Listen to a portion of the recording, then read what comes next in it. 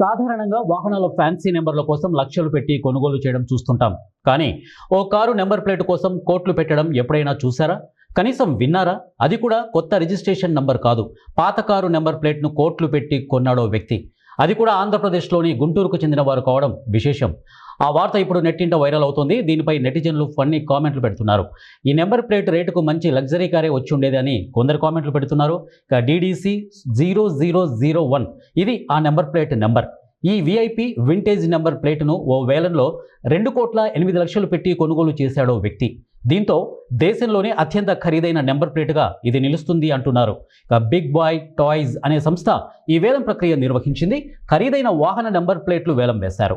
ఈ వేలంలోనే DDC 0001 number plate ఏకంగా 2,08,00,000కు అమ్ముడుపోయింది. మరోవైపు ఈ నెంబర్ ప్లేట్ జతిన్ అహూజా అనే వ్యక్తికి చెందినదిగా తెలిసింది. ఈ విఐపి నెంబర్ ప్లేట్ను వేలంగా ఉంచగా కళ్ళు చెదిరే ధరకు అమ్ముడై దేశంలోనే తొలిసారిగా వేలంలో అమ్ముడైన అత్యంత ఖరీదైన నెంబర్ ప్లేట్గా నిలిచింది.